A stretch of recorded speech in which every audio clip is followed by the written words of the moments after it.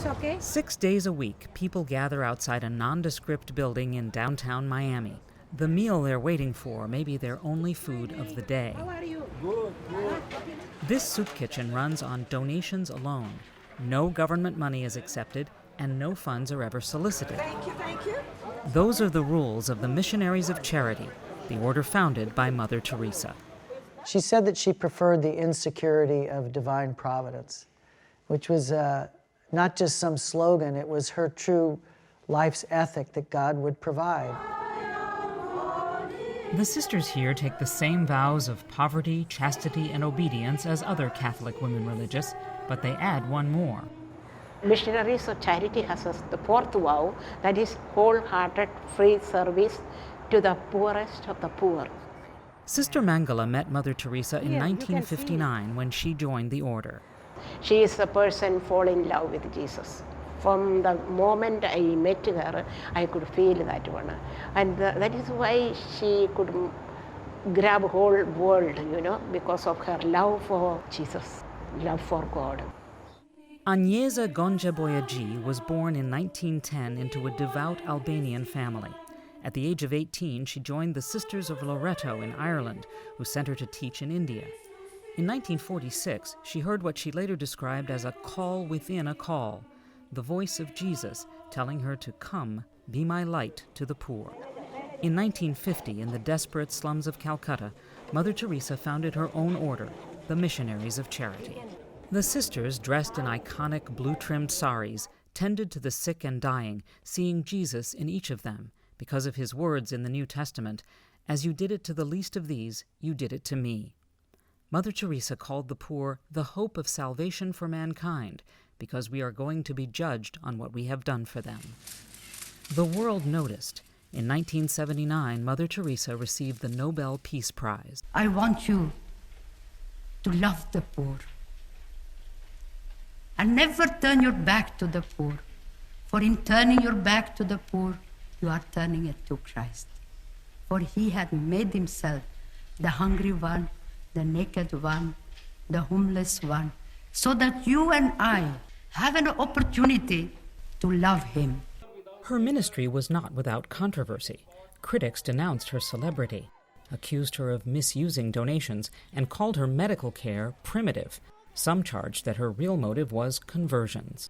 When she was accused by some Hindus of trying to convert people to Christianity, she would say, I convert no one, God converts people, and my job is to love them. Jim Toohey first met Mother Teresa in 1985. He spent 2 years as a full-time volunteer and became her attorney and personal friend. When she talked to you, it was like you were the only person in the world. Toohey is now president of Ave Maria University in Florida, home to a Mother Teresa museum, and a program that sends students overseas to work with the Missionaries of Charity. The sisters weren't there trying to restructure society. Their mission was to satiate the thirst of Christ, present there in that dying person. From the words, I thirst, that inspired all of Mother Teresa's ministry, those words from the cross. It was only after her death in 1997 that the world learned of Mother Teresa's own deep suffering. Letters to her spiritual directors that she had wanted destroyed revealed that for most of her last 50 years, her prayer life was dry. The place of God in my soul is blank, she wrote. I was shocked.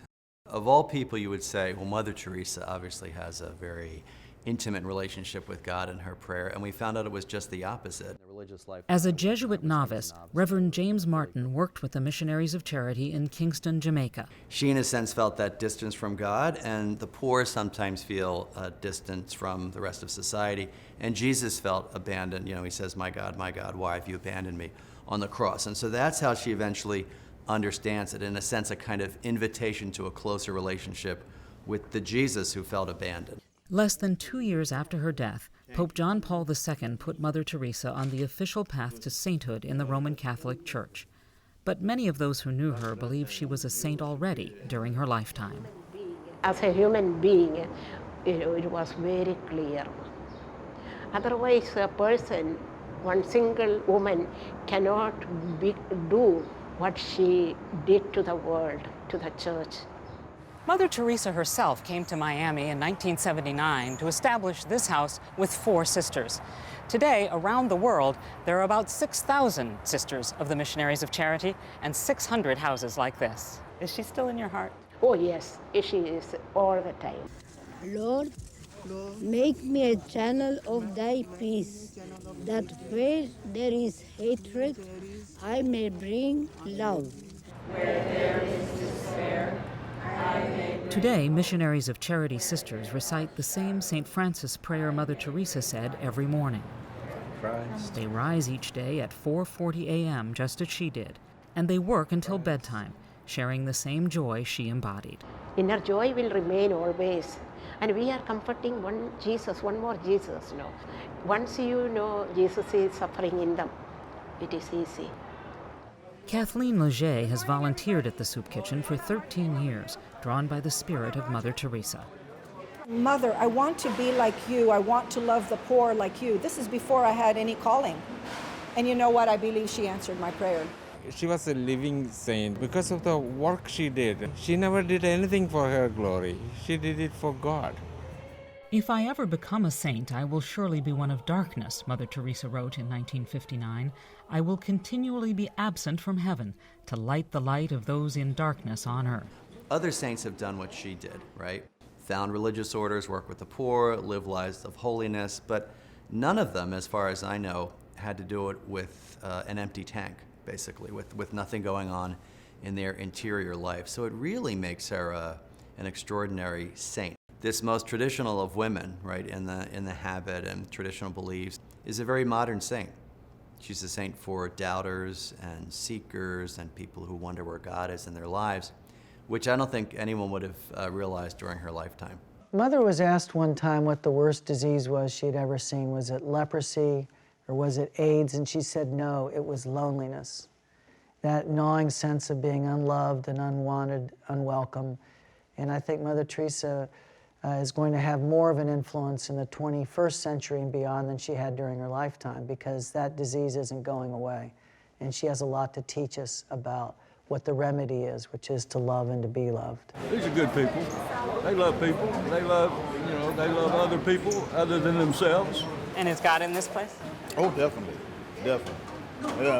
That's what the people teach here, that's what they represent here. Mother Teresa was sometimes asked what she would do when there were no more poor people in the world. Then she would say with a smile, "We will be unemployed." For Religion and Ethics News Weekly, I'm Deborah Potter in Miami.